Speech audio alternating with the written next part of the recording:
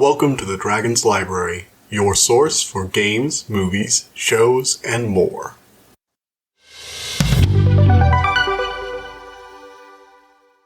Hello everybody, welcome back to the Dragon's Library. So, from the sound of my voice right now and the title of this video, you can probably tell that I have not yet finished Elden Ring.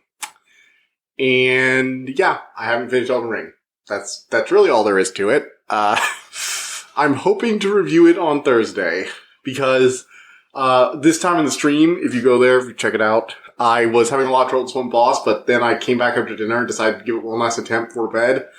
And yeah, I just completely owned it, using an upgraded sword of Flaming Knight. So the entire world has turned to ash, a lot like in Dark Souls 3's DLC, so I'm guessing that the end game, I'm guessing I'm in the final level.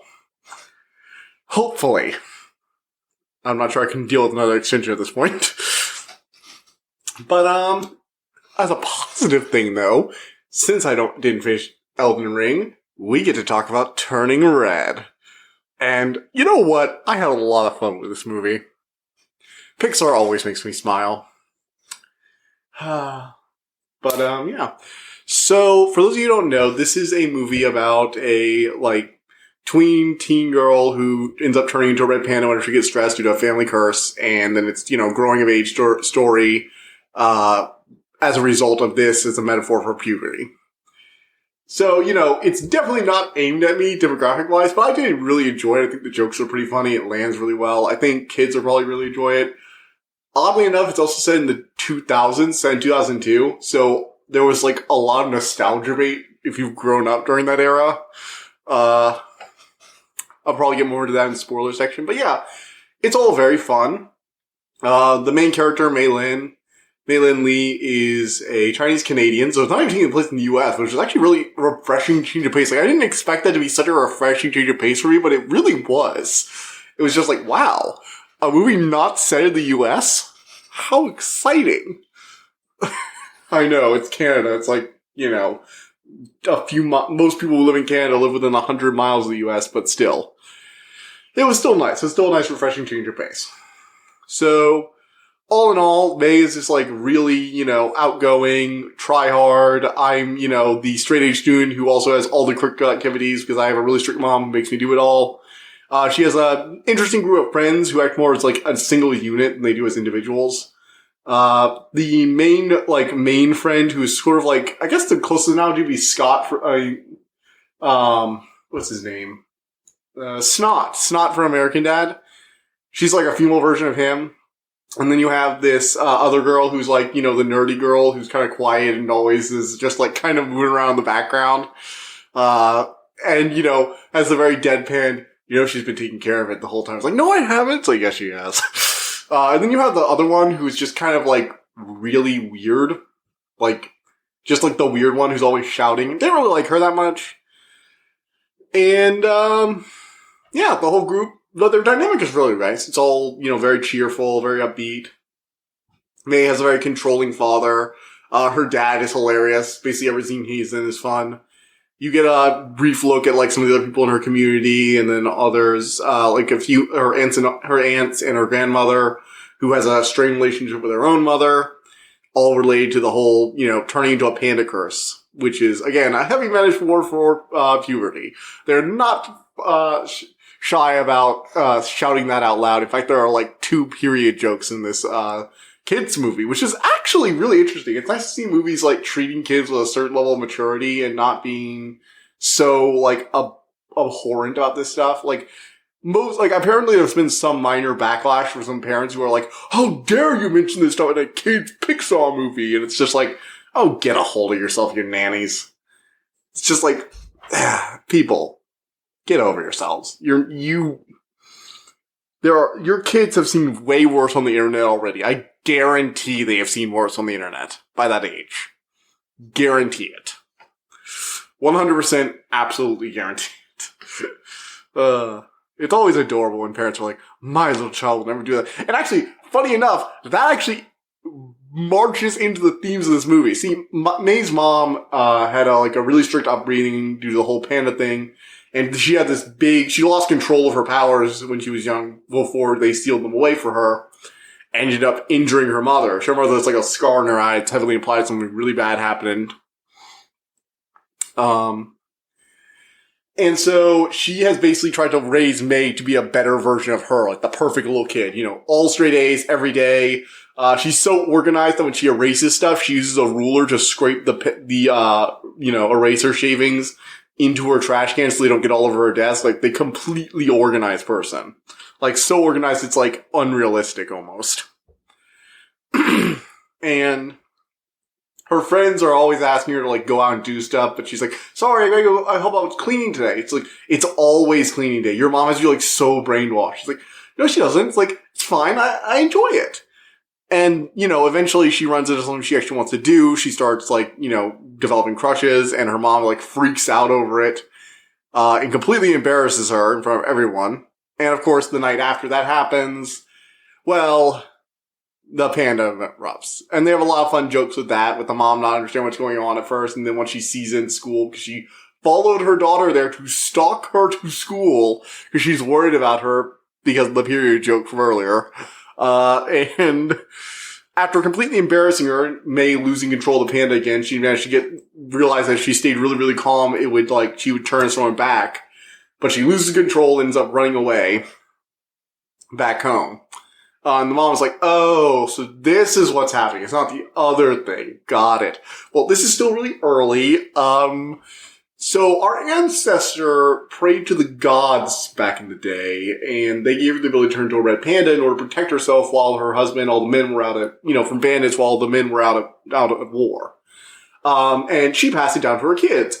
But after a few years, we moved in modern times, and it turned from a blessing to sort of an inconvenience. And May's just like, it's a curse. She fucking cursed us. It's like, not really. I mean, like, once you get control over it, it seems like you have, like, a lot more control over it. It's fine. And it definitely seems to bring out some more instinctual desires. Like, May's usually a lot more, like, together. She usually hides stuff, like, crushes from other people. But then you have this one scene where she just, like, sees one of her, like, older kid crushes in the window of a convenience store. And she starts, like, going, ooh. And it's like, okay, so it lets out some of your, more repressed desires, And that's why they're all, like, freaking out by it, because apparently it also, one of the other things is it can focus, like, rage and anger. So she ends up, manifesting it in school once or twice and exposing herself to a handful of students by throwing a dodgeball because the bully is still mocking over the thing her mom did the night before all this went down. And she's also still really, really stressed about all this. This is all like a side plot to interference of girl wants to go to a concert with her friends. Her mom won't let her. They try and raise the money anyway, but big event comes up that night. Shenanigans ensue. And it really comes down to basically what happens when you have parents that raise their kids very strictly. It's not just the effect on that kid, but the effect of when they raise their own kids. So it's implied that Meilin's mom was raised very strictly as well. And she had a horrible problem with her mother when she lost control of the panda, so now she's, like, super afraid of it. And so now she's even harsher with May. So her mom being really strict led to her being even stricter. It makes sense. These problems compound over time. The issues don't really go away, they just build on each other. And in the end, her mom realizes that she can still look out for what's best for her daughter, but she has to, let her make her own choices and fail. She can't just decide everything for her. Fortunately, the dad is always there. And, I'm sorry, the whole Disney dad, the oblivious Disney dad, or the oblivious Pixar dad being just like the show stealer is hilarious. When we first meet him, he's like doing like this Master Chef level stuff where he's like perfectly chopping everything. And then he looks up and you expect him to be like, everyone else like super focused. He's just like this dopey expression and his glasses are all fogged up and he has to like take him down like, oh my god, I gotta push him away. It's like, oh wow, I can really see why May's mom fell in love with him, but he's just a little dopey. And he's always like the one who seems to know the best thing that's going on. So like May does this one thing. Alright, I'll get into that later. But I really liked him. The whole thing is pretty cool. The animation is fantastic. Big surprise there, It's a Pixar movie. The animation is good. The sky reflects during the midday. Blue light is the sky appears blue due to the light refraction through the atmosphere. basic fact. I mean, I've yet to see a Pixar movie where the animation wasn't good. Even Cars 2 had decent animation. Like, they always nail that out of the park. But, no, it is really nice. I really like the art style. It has sort of a, God, what was that movie? God, I'm always forgetting. What was that? Oh, Mitchell vs. Machines. It has that very, like, a few times it has, like, that kind of, like, pop art kind of style to it. That's really interesting. But it mostly sells for a pretty standard, animation style. And I liked it. I will admit the actual animation itself has some stills that don't look great. Like, some people have, like, taken, like, stills from this, and it's like, yeah, but, like, if you look at the animation as a whole, it looks fine. It's just individual moments can look a little odd. But when it's flowing together, it looks fine. As for the music, it's good. It's good. They have, like, a little boy band thing, and, you know, it's catchy. It's like that whole early 2000s boy band pop music you've heard, like, 1,000 times on the radio, if you remember listening to the radio as a kid. Oh my god, I feel old. Oh, I remember when radio was a thing. Anyway. My growing realization that I am growing old aside. All in all, I'd give this a solid 9 out of 10, 8 out of 10. No, let's really do an 8.5. It's not like groundbreaking or anything, but everything Pixar does is at least worth an 8. Except for Cars and Cars 2. Cars is worth a 7. Cars 2 is worth a 3 in my book. So, you know, pretty much everything Pixar does is good, though. So, I'm about to get into the spoiler section. If you don't want to hear spoilers, go ahead and tune out now. And actually, I'm not really sure I care if there was much spoiled about this. There's only really one minor plot twist, and it's kind of like a joke plot twist, so do with that as you will. Alright, so this movie is pretty consistently funny. Most of the jokes make me laugh. Most of the stuff with the dad is great. The mom being always overdramatic kind of nails that perfect cringe humor. I've never really liked cringe humor that much. I will say this is probably the only time I've actually found cringe humor funny, which, again, take that as you will. It's mostly I can relate to some of this stuff growing up as a kid, but there was one scene in particular that I found funny because it's something I actually did as a kid. So when May wants to convince her parent that she should be able to go to this boy band concert in Toronto, she's like, the ticket's $200. I've been really good. I've literally gotten straight A's my entire life. I've never asked for anything. This is like the one thing I want. Here's a presentation of exactly why I think I should be able to do this. Here's a presentation of all the things that we want to do for it. And she basically lays out like on a presentation for that. And I remember when I was really young, me and my brother made a PowerPoint presentation over why we should be able to buy a PS3. My mom said no, and we were salty about it for so long. I'm still a little salty about it to this day. So when that scene came up, I just could not help but, like, get flashbacks to that moment. I will admit, May's presentation is far better than the dinky little thing we made. I'm glad that thing is erased from history. But, like, for you know, it makes it all the more gut punch when her mom is like, who do they think they are? It's like, what are these boys? They're like, what? This is all, ugh. She's like, you know, very traditional. It's like, what are they wearing? You know, cringe humor that way. And she's like, are they Celine Dion? I don't think they're Celine Dion. Maybe they're Celine Dion tickets. It's like, who do they think they are? And meanwhile, the dad's like, maybe we should, and just one other thing. Why does she want to go there so bad? What's the point of all of this? It's like, but honey, and the dad's just really like, actually, I think this could be good for me. She hasn't really done anything, and she's, you know, she has been like the perfect girl for her whole life. Let's let her have one night of fun with her friends. You know, of course, he gets completely blown out of the water by her mom, who just takes over the conversation. Although I love the way it ends because May storms out and she's like, "How dare she treat me that way?" And then immediately the phone rings, and the dad picks it up, and it's like, "Honey, it's your mom." It's like, "I'm here." She actually says, "I'm not here," and hides under the couch cushions like a little child. And the dad's just like, "Here you go, honey. You can't avoid it. There's a news footage of a giant red panda in town. You knew she was gonna call." You're like, "I don't think you can handle this on your own. So I'm bringing your sisters, and we're all going to work on this together." It's like, "Oh, no, it's fine. Like, no, you clearly need the help. It's like, Mom, it's cool. It's like, oh wow, this is the same dynamic she had with her mom. She's wondering why May's upset. Go figure. But yeah, all in all, this is a very fun movie. May is a great protagonist, actually. I wasn't entirely sold on her at the very beginning, because a lot of the trailers just made her seem kind of obnoxious. And the first few scenes made me go, maybe I'm not going to be into this. But I gotta admit, once I got into the story and you started seeing how much she puts into everything she does, and then when she, like, finally realizes that even, like, she's been okay with doing all this stuff for years, but when she finally decides, I want to do something else in my life, you know, I want to embrace this power that we've had for generations, when she wants to start going to parties and enjoying herself, and her mom says no after, you know, all the years of her doing basically everything her mom wanted, she kind of just is like, what the hell? I've done everything you asked. Why am I not allowed to do some things I'd like to do?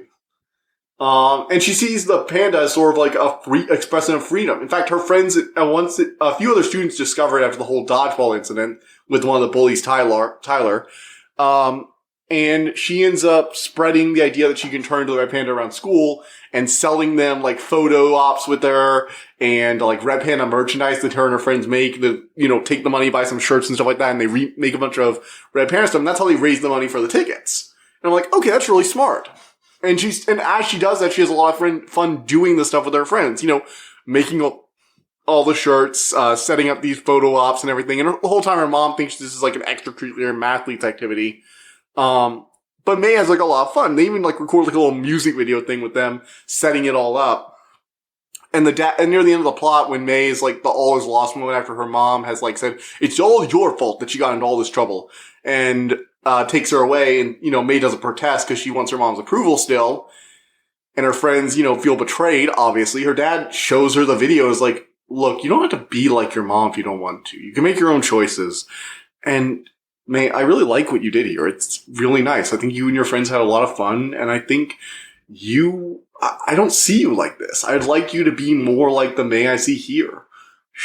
Don't be afraid to show who you are just because you're afraid other people are going to reject you for it. Which I think is, obviously a good message for a kid's movie. Great message, actually. I wholeheartedly approve of that message, as anyone who knows me would undoubtedly realize. But, at the end, May ends up rejecting the ritual to seal away the panda and decides to keep it. And her whole family is just like, no, you got to steal it. Everybody sealed it. And she runs away. She goes to join her friends at the concert, using her powers. They actually have a really cool power that made me think this would probably make a pretty cool video game. So whenever she transforms, there's this big explosion of smoke, and she ends up using it to, like, get extra jump distance. So she basically turns her power into a double jump, which is, like, the most video game thing I've ever seen in a normal movie. Like, seriously, when you see this, you're thinking, wow, this is like an ad for a platformer. Like, seriously, if somebody told me this was based on an obscure platforming game just because of this one scene, I would actually probably believe them based on how loose video game adaptations so often are. Anyway, her mom's talisman, where her panda spirit is sealed inside of, is cracked when May runs away, and she gets all pissed that how dare she run off to go to some stupid concert instead of doing something that's going to help her, gain control of the panda for the rest of her life, not to deal with this shit. So she gets really pissed and essentially turns into Red Panda Godzilla. I'm not even joking. It's like, there's this offhand joke of like, how is she that big? It's like, well, I told you she was big, but not that big. It is dumb just how different, like, in size. And, it's all very, very cheeky, very fun. They have this big old argument with, Meilin, how dare you? It's all lots of fun. One of the things I really liked about these, the sealing away scenes, though, is, so when Meilin first goes to, like, this weird spirit world in order to seal away the panda, you see her ancestor opening up, like, this mirror, and she's just kind of there. She's like, has this, like, disappointed frown on her face, almost. It's like, yeah, I know. You want to get rid of my gift, too, don't you? Seal it away. It's alright. I'm not upset. I'm just disappointed. But when Meilin goes back there and everyone else walks through to reseal their pandas, because they had to let them loose in order to stop the mom. There was also this really cool, like, superhero-style transformation scene with all the ants, which is kind of funny. And they all head back, because that's how they live. That's how they've always lived. They didn't learn to control when they were kids. This is how they were most comfortable living. That's fine. This is a choice they've made. they're not so much against the choice the parents made, choosing to steal the panda away, as much as the fact they didn't really give May that choice. And afterwards, May decides to keep her panda, so she stays on the side of the door and wakes up normally. And when she's looking back up at her ancestor and laying the panda out, her ancestor just kind of smiles at her, like, finally, someone. And you get the sense that the ancestor's spirit has been in this world, watching over her ancestors and watching as they slowly, over the years, basically abandoned her gift to them. Even as they honored her in these shrines, they slowly forgot why she did all of this. And threw away her gift and asked her to basically help them seal it away every time. And you get the feeling that she kind of felt a little insulted by it. It's like, none of you even want to try getting along with your independent panda spirit. You just want to seal it away and repress all that anger and frustration of those years. And yeah, that's what most of them want to do. So yeah, as you can imagine, this is a really good film. Has a lot of good stuff. Definitely for a different audience than me, although I could still enjoy it as a fun comedy, coming of age film. I really like most of the characters, and most studios don't get that with me. I will often hate a lot of the characters in a lot of other animated films. Even if I like it, I'll dislike a lot of characters. Fun fact, I'm not a fan of Zenitsu from Demon Slayer. I just think he's really annoying. I think he needs to be knocked out more often, because sleeping Zenitsu is way better. But I didn't really have that problem here. Aside from the weird, girl who's just constantly shouting, and she's really not in that many scenes, basically all the characters are understandable and likable once you get to know them. So yeah, Pixar movies are good. I guess that's what it's boiled down to. Good 8.5 out of 10. Pixar movies are good. If you want to see something like this, or if you have some kids, if you have kids, I would definitely recommend doing this for kids. It's a great movie for kids. If you just are a big fan of animation, this is definitely for you. It has some great animation, some fun characters, some nice scenes. If you're nostalgic for the early 2000s, I guess this is also for you. They have Tamagotchis and boy bands and flip phones, so check it out. But yeah, that's about it. So, before we close out, there are a few news items. So, I'm going to be having a new anime movie coming out soon. This Friday, I'm going to go see Jujutsu Kaisen 0. So, look forward to a review for that next Tuesday. I'm hoping to have my Elden Ring review ready for this Friday. Please do not get upset if that also gets delayed again, because I have been trying to finish this for 3 weeks now, and it has been a battle. It's been a battle to finish that game, because I don't want to give a review until I've actually finished the game. And I didn't want to just rush through it, so I've been trying to do a lot of the side stuff as I can. Look into secrets, look online for hints, that kind of stuff. Because I really do want to experience this, because I really, really like this game. Okay, fine, it goes without saying, it's from Software Game, I'm gonna love it. So, look forward to that. I'm also may not be doing the Batman movie anymore. I will see if I have time for it. I've heard decent things, but I saw the trailer for that Batman movie about a year ago, and I just saw the angry Batman, punching, and it was dark and broody. And I'm like, okay, good. It's another super gritty remake of Batman. Whoopee. Look, I like The Dark Knight as much as the next person. It's a good movie. You don't need to always make Batman that Batman, okay? And even that Batman was more fun than this guy. Ugh. Anyway, that's about all for now. See you guys next time. Bye.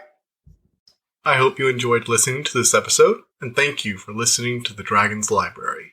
Please subscribe to this podcast to be notified of new episodes.